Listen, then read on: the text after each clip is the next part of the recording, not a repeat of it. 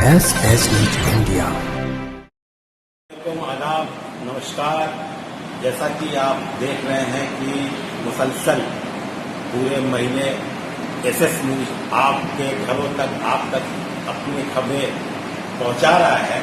रमजान से मुतालिक हो या सामाजिक कोई चीज़ हो या कुछ लॉकडाउन का जो मामला चल रहा है, कोई 19 के लेकर के जिस तरह से हम समाज में जाकर के, सड़कों पर जाकर के, प्रशासनिक अधिकारियों के पास जाकर के वो खबरें बनाकर आप तक पहुंचा रहे हैं कि इसमें कहीं न कहीं आपका इसमें बहुत बड़ा योगदान है और आपके योगदान से हमारे हौसले बुलंद है और आगे चल करके फिर निरंतर ऐसे ही काम होता रहेगा। बस हमें आपका साथ चाहिए।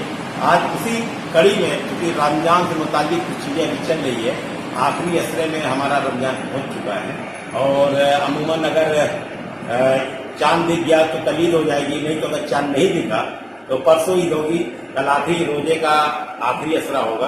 तो उसी कड़ी में चूंकि ईदैन को लेकर के तमाम ख्यालात लोग अपनी अपनी जाहिर कर रहे हैं कि नमाज, चूंकि जिस तरह से कोरोना महामारी पूरे दुनिया को अपने आगोश में लिया हुआ है और लोग अपने अपने घरों में ही बैठ करके पूजा और नमाज सारी चीजें कर रहे हैं। तो नमाज को लेकर के कुछ लोगों में ये भ्रम बना हुआ कि नमाज अगर हम घर में जो ईदैन का अहम नमाज जो होता है तो घर में अदा कर ही रहे हैं, ईदैन की नमाज को लेकर के लोगों में जो भ्रम है उसको आज हम आपको बताने के लिए आप तक सीधा तरीका क्या है। हम इस वक्त मौजूद है मदीना मस्जिद के पास और मदीना मस्जिद पास क्या मदीना मस्जिद में मौजूद हूँ और हमारे सुन्नी वल जमात के पेश इमाम और आलिम जो कह दिया जाए कि मौलाना अब्दुल समद साहब जो आसान लफ्जों में आपको बताने वाले कि अगर हम ईद की चांद दिख जाएगी तो हम अपने घरों में कैसे नमाज पढ़ेंगे, कितने रिकात में कौन कौन से सूरे और बीच में क्या क्या पढ़ना है। आइए सबसे पहले उनका ताल्लुक कराते हैं। मौलाना साहब, सबसे पहले आपका SSE में मतलब स्वागत है। जिस तरह से तमाम खबरें अभी तक चल रही है, मतलब अलविदा की नमाज को लेकर के, आम नमाज को लेकर के, क्योंकि सरकार के साथ पूरी दुनिया इस वक्त खड़ी है और अपने अपने देशों में, वहीं हम भी अपने भारत के सरकार के साथ खड़े हैं। उन लॉकडाउन का पालन आप लोगों का भी हो रहा है, तमाम हर मजहब के लोग लॉकडाउन का पालन कर रहे हैं और ये जो सरकार लॉकडाउन का पालन करा रही है वो सिर्फ अपने लिए नहीं, हमारी जिंदगी और मतलब समाज की जिंदगी बचाने के लिए करा रही। और उसी कड़ी में तमाम जो जिसको कोरोना योद्धा कहा गया है, चाहे पुलिस विभाग हो, चाहे डॉक्टर्स हो, चाहे सफाई कर्मी हो, चाहे मीडिया कर्मी हो, तमाम लोग ऐसे हैं जो अपने पूरे जान में खेल करके अपने कामों को निरंतर काम कर रहे हैं और बस ये है कि हर इंसान ये दुआ कर रहा है कि जल्द से जल्द इस महामारी से निजात मिले। तो मैंने कहा इस तरह से ईदैन की नमाज में जो जिक्र कहा जाता है और ये सारे मुस्लिम बंधु बड़े गाँव में जाकर के समूह एक जमात के साथ नमाज अदा करते थे। पेश इमाम नमाज पढ़ाता था, उनके पीछे मुक्तदी बन के लोग नमाज अदा करते थे। लेकिन आज हालात ये हो गए कि वो शायद हम लोग ईदगाह या मस्जिदों में नहीं जा पा रहे, तो घरों में किस तरह से इबादत एक प्रैक्टिकली आसान लफ्ज़ों में बताएं। बिस्मिल्लाहिर्रहमानिर्रहीम।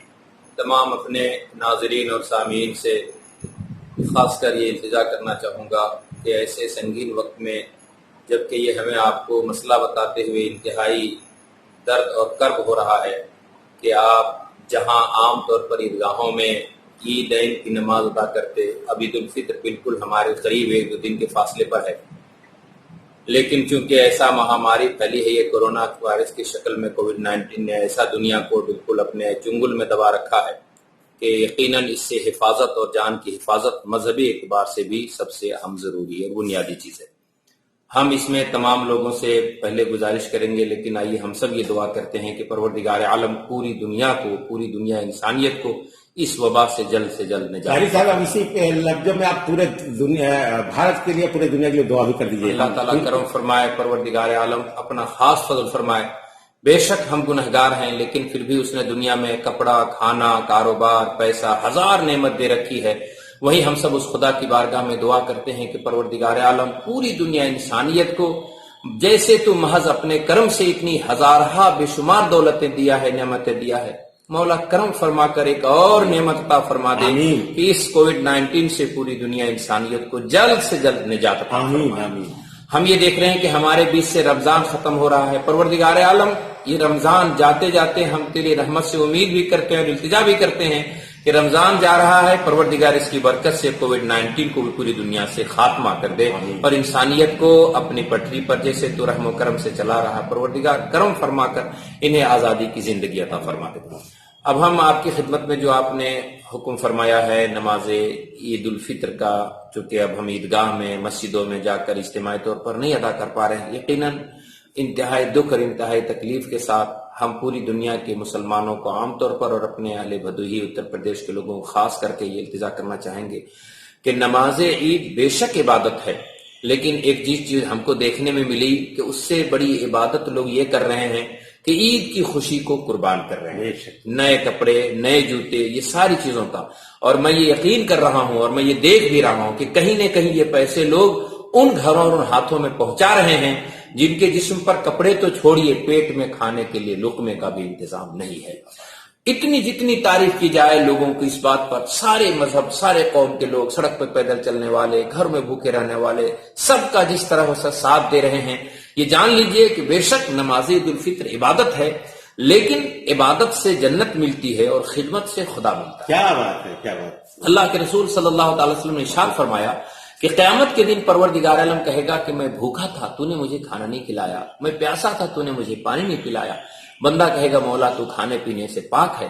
اللہ فرمائے گا میرا فلاں بندہ پیاسا تھا، مسلم نان مسلم کا نام نہیں، بندے کا، سب اللہ کے بندے ہیں. آپ قربان جائیں اپنے نبی کے کرم پر، خدا کے فضل پر، کہ وہ کہتا ہے کہ اگر اس بھوکے پیاسے بندے کو تم بھوک دور کر دیا ہوتا، اس بیمار کا تم دوا علاج کر دیتا تو تم مجھے وہی پاتا.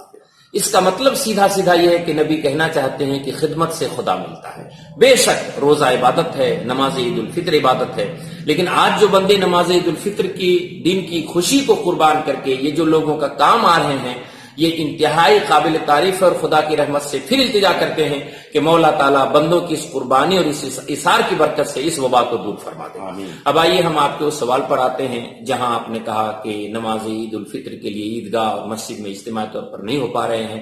میں التجا کرنا چاہتا ہوں کہ یاد رکھیے، اچھی طرح یاد رکھیے، خدا کی بارگاہ میں بے شک سجدہ عبادت ہے، مگر دل کا لگاؤ سب سے بڑی عبادت ہے.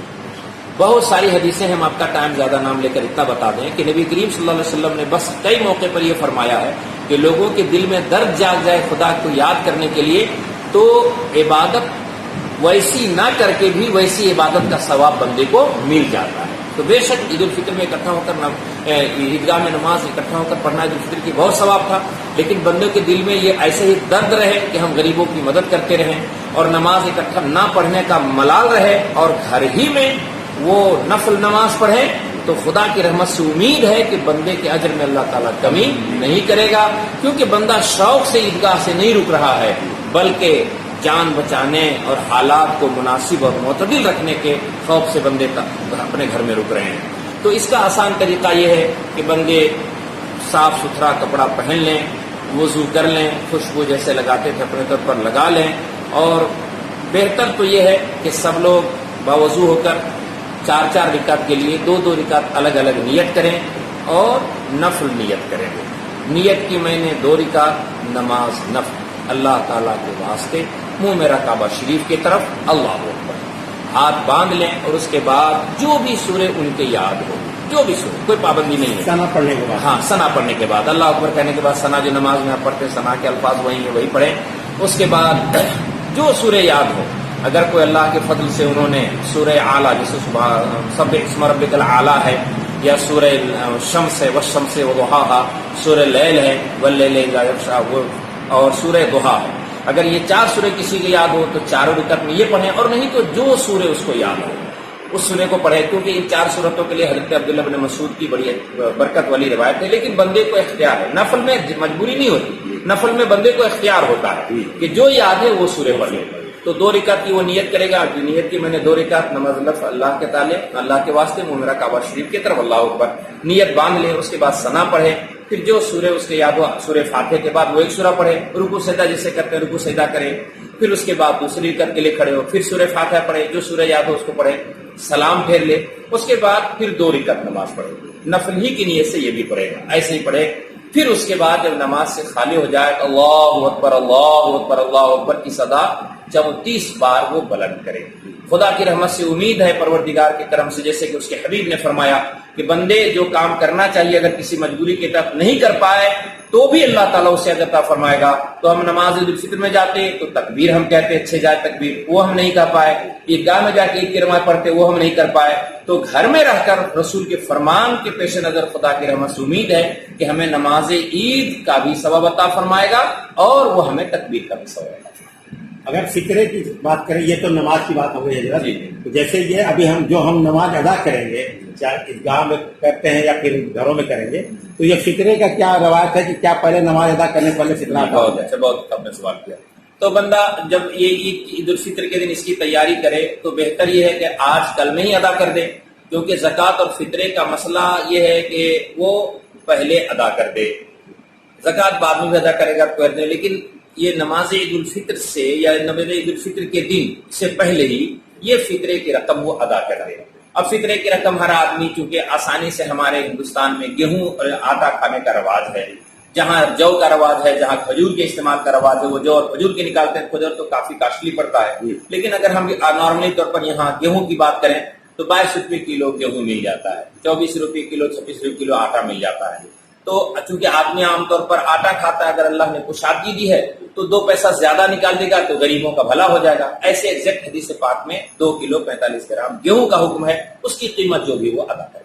یہ 2 کلو 50 گرام. تو حضرت دیکھا گیا کہ جس طرح سے اس وقت جو حالات ہیں، کیونکہ یہ ہمارا ہندوستان میں بہت ہی خوبصورت ملک ہے جسے لوگوں نے سونے کی چڑیا کہا ہے، اور اللہ کا شکر ہے کہ اگر فراخ دلی سے ایمانداری سے اگر آدمی ایک دوسرے کی مدد کرتا تو اللہ تعالیٰ اس کے دولت میں، اس کے اسباب میں کبھی کمی. بہت اچھا پوائنٹ بتایا آپ نے. تو بہت اچھا ماشاء اللہ. اس تعلق سے میں آپ کو ایک آیت سنا دوں.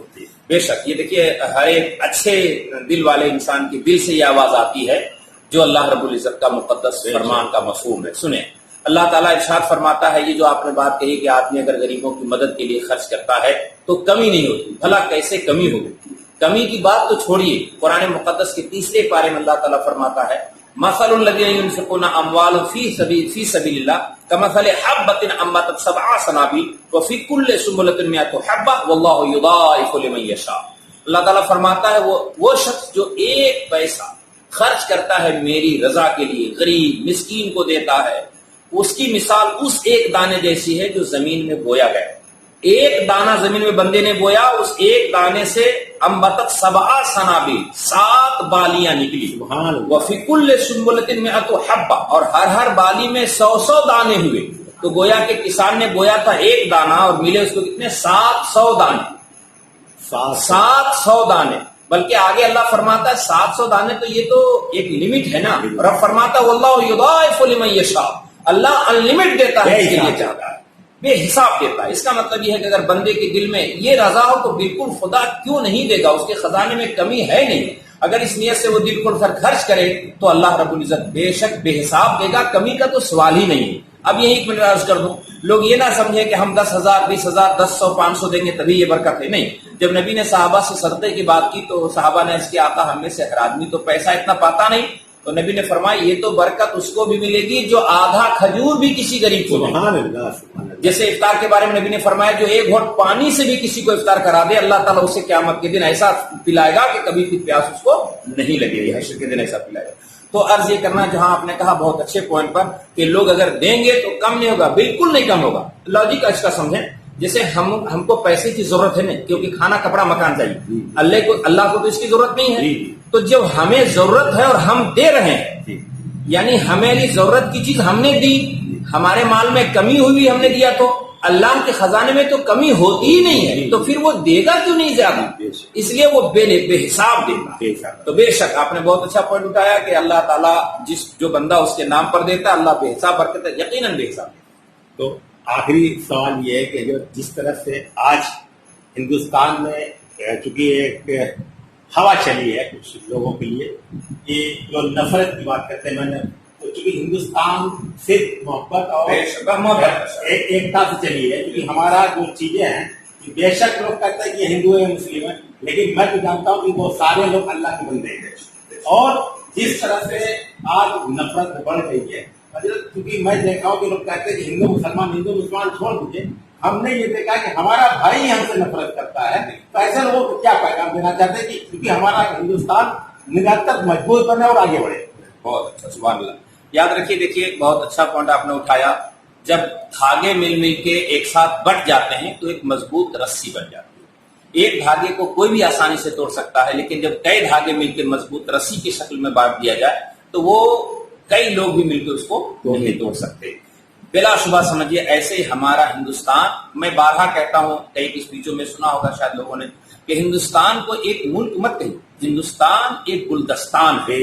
ایک گلدستان ہے، اور گلدستان یا گارڈن یا باغ اسی کو کہتے ہیں جس میں انیک طرح کے پھول ہوں گے. کوئی ایک اگر پھول اس میں سے توڑا جائے گا، مسلا جائے گا، تو وہ باغ میں کمی ہوگی. اس لیے کیا مسلمان، کیا ہندو، کیا پارسی، کیا سکھ، کیا جین، یہ سب اس ہندوستان کے پھول ہیں. ہم ہندوستان کے سارے اپنے بھائیوں، مسلم ہو نان مسلم ہو، سب سے یہ گزارش کرنا چاہیں گے کہ ذرا ہندوستان کی خوبصورتی کو سمجھیں کہ یہ ایک گلستان ہے. جو جس قدر پانی ڈال سکتا ہے ڈالے، اللہ کے واسطے، اللہ کے واسطے. کسی پھول کو تو چھوڑیے، کسی پتی کو بھی توڑ کر نقصان نہ پہنچانا چاہیے. اب ہم اگر بات کریں مذہبی اعتبار سے، تو میں یہ نہیں سمجھتا ہوں کہ کسی مذہب نے کسی سے نفرت سکھایا. ڈاکٹر اقبال نے بہت پہلے کہا تھا، مذہب نہیں سکھا تھا آپس میں بیر رکھنا. ہندی ہیں ہم، وطن ہیں ہندوستان ہمارا. ہم اپنے نبی قریب کی قریب جاتے ہیں تو اللہ کے رسول فرماتے ہیں الخلق کلہ عیال اللہ. جتنی مخلوق ہے، آپ تو مسلم نان مسلم کی بات کرتے ہیں، نبی فرماتے ہیں جتنی مخلوق ہو، چوٹی ہو، اڑنے والا پرندہ ہو، جانور ہو، مسلم ہو نان مسلم ہو، جتنی مخلوق ہے، عیال اللہ، سب کے سب ایک اللہ کے فیملی ممبرز. آگے رسول فرماتے ہیں جب ایک اللہ کے فیملی ممبر ہیں تو جس کسی کو اس خدا پر ایمان کا دعویٰ ہو، اس سے چاہیے کہ سارے لوگوں کے ساتھ بھلائی کرے، ساری مخلوق کے ساتھ. حدیث میں ہے کہ کتے کو پانی پلا کر آدمی جنتی ہو گئے. دوسری حدیث میں ہے کہ ایک نمازی نے بلی کو باندھ کے مار دیا تو نمازی ہونے کے بعد بھی وہ جہنمی ہو. تو ہم یہ دیکھتے ہیں کہ جو نبی نے فرمایا کہ اللہ کے ساری مخلوق کے ساتھ بھلائی کرنی چاہیے. اس لیے ہم کیسے فرق کریں گے کسی کو کہ یہ ہندو ہے ہم اسے بھوکے مار دیں، وہ ہمارا دشمن ہے ہم اسے پانی نہ دیں؟ ہرگز نہیں. نبی کی سیرت میں ایسے بے مثال ملتی ہیں. تو ایک بات جہاں آپ عرض کر رہے ہیں، ارشاد فرمان کہ میں عرض کروں کہ ہمیں نفرت کی کوئی جگہ کسی دھرم میں، مذہب میں نہیں. نبی کا فرمان میں نے تو آپ کو سنا دیا. اب نبی کی زندگی اگر دیکھیں تو جس نے میرے نبی پر تلوار چلایا، نبی کریم صلی اللہ علیہ وسلم، اس کے راہ میں پھول برسائے. اب ہم آگے اگلی پہلو کی بات یہ کرتے ہیں کہ ہمیں ایسے موقع پر چاہیے کہ جو اپنے دل میں نفرت رکھتے ہیں اور ایمان کا دعویٰ کرتے ہیں، وہ پہلے اپنے ایمان کے بارے میں جانچیں کہ بھائی ایمان کس کو کہتے ہیں. ایمان لفظ امن سے بنا. امن کو اگر ڈیفائن کریں گے تو امن کے معنی ہے سکون اور چین. اسی لیے نبی فرماتے ہیں کہ وہ مسلمان ہی نہیں ہے جس کی زبان اور جس کے ہاتھ سے کسی کو تکلیف پہنچے، کیونکہ مسلمان کے معنی سلامتی ہے. اور جب ہمارے ہاتھ پاؤں سے کوئی سکون میں نہیں ہے، سلامتی میں نہیں ہے، تو پھر ہمارا اسلام کہاں ہے؟ اس لیے ایسے لوگوں کو دیکھنا چاہیے. اور ایک بہت بڑی بات چونکہ آپ نے چھیڑ دی، تو ایک حدیث کے چند جملے پر میں اپنی بات کو ختم کروں گا کہ اللہ کے رسول صلی اللہ علیہ وسلم نے فرمایا کہ جو تم رشتہ بولتے ہو، رشتہ عربی میں اس کو رحم بولتے ہیں، رحم. رسول فرماتے کہ تم ذرا یہ غور کرو کہ دنیا کی ساری چیزوں کو اللہ نے الگ الگ چیزوں سے بنایا، یہاں تک کہ جنت کو ہیرے جواہرات سونے چاندی سے بنایا نا، مگر رشتے کو اللہ نے ہیرے موتی سے نہیں بنایا. رشتے کو اللہ نے رحم سے بنایا. اور رحم کو کس سے بنایا؟ رحمان سے. یعنی رحمان، یہ جو ہمارے آپ کے بھائی کا رشتہ، پڑوسی کا رشتہ، باپ کا رشتہ، ملک کا رشتہ، یہ رشتے جو ہیں اللہ نے رشتے کو رحمان سے رحم کو بنایا ہے. کیوں؟ رب فرماتا ہے کہ میں نے رحمان سے رحم کو اس لیے بنایا، رحم سے رشتہ، رحمان سے رحم کو اس لیے بنایا کہ جو رشتے کو ملائے گا، جو لوگوں سے جڑا رہے گا، وہ لوگوں سے نہیں، اللہ اس کو اپنی رحمت سے جوڑے. بے شک. اور وہ فرماتا ہے جس کو میں اپنی رحمت سے جوڑوں گا اس کو جنت داخل کروں. تو مسلم نان مسلم جانور سب کے ساتھ بھلائی اس لیے کرنا چاہیے کہ سب اللہ کے فیملی ممبر ہیں اور ہم ان سے جڑیں گے تو اللہ ہمیں اپنی رحمت سے.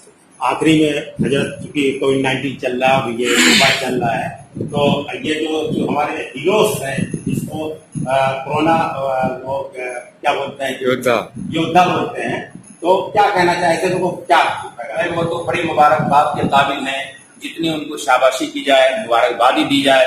یقیناً وہ ہمارے ہر وقت رات دن کھانا سونا چھوڑ کر، بچ کے میں تو اپنی آنکھوں سے دیکھتا ہوں کہ ہمارے شہر کے بھی ادھیکاری نہ جانے رات کب سوتے ہیں، جب دیکھیے بیچارے دوڑتے رہتے ہیں، دیکھتے رہتے ہیں کہ کوئی کہیں سوشل ڈسٹینسنگ کے النگھن نہ کر رہا ہو، کوئی کہیں بھیڑ نہ لگا رہے ہوں، کوئی کہیں بیمار پریشان حال نہ پڑا ہو. تو ان کے لیے تو دل سے دعا نکلتی ہے اور دعا کرنی چاہیے، اور ساتھ ہی ساتھ ان کے لیے اس لیے دعا کرنی چاہیے کہ وہ انسان کے ہمارے اپنے بچوں کی حفاظت نہ کر کے ہمارے بچوں ہمارے سماج، ہاں بالکل، اپنے بچوں کو کہاں حفاظت کی ہے؟ جب اپنے جان کو جوخم میں ڈالے ہیں تو کہاں اپنے بچوں کی بیچارے حفاظت کر پائیں؟ اس لیے ہمیں چاہیے کہ جتنی ان کی مدد کر سکے، جس طرح ان کے ہم ساتھ دے سکیں، اور جو سب سے بڑی چیز ہے ان کی مدد اس میں ہے کہ جس قانون اور جس لا کے لیے وہ رات دن محنت کر رہے ہیں ہم اس کی پابندی کریں۔ شاید اگر ہم خود پابندی کریں گے تو ان کو رات دن اتنی محنت کرنی نہ پڑے گی، وہ بھی آرام کا سانس لے سکیں گے اپنی جگہ پر۔ تو ہم اپنے تمام بھائیوں سے گزارش کریں گے کہ آپ اس بات کو سمجھیے کہ وہ بھی انسان ہے، ہمارے ادھیکاری دیر رات دوڑتے ہیں۔ اگر آپ کہیں قانون کے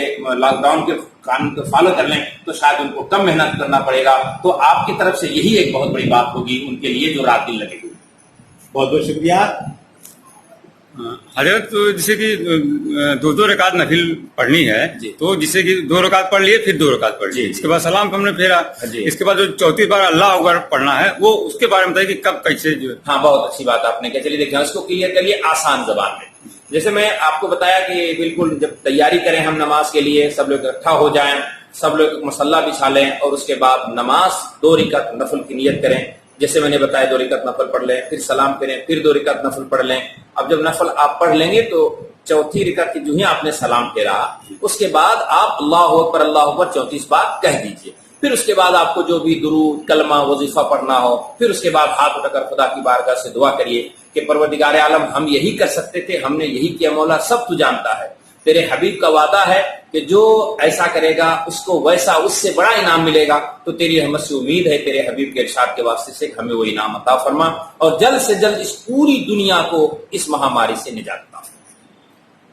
جیسا کہ ابھی آپ نے دیکھا کہ بہت محبت، بہت خلوص سے ہمارے قاری عبدالصمد صاحب نے ایک عام زبان میں لوگوں کو یہ بتایا کہ جیسا کہ نماز کے اہم مسئلے ہیں، اللہ دلوں کو دیکھتا ہے، اللہ نیت کو دیکھتا ہے۔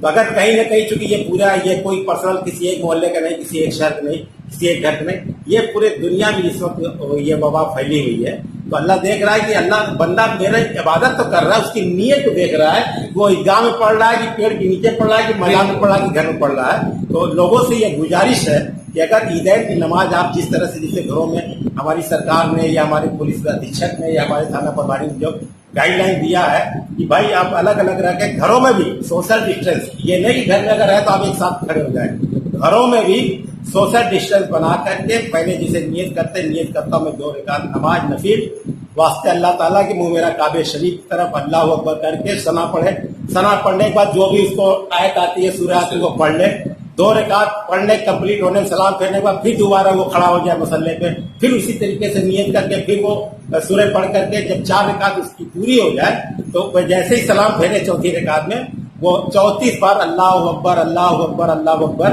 پڑھ کر کے وہ پھر اس کے بعد جو بھی اپنے ملک کے لیے، اپنے لیے، اپنے گھروں کے لیے جو بھی دعا مانگے کہ اللہ تعالیٰ اس وبا سے جلد سے جلد پورے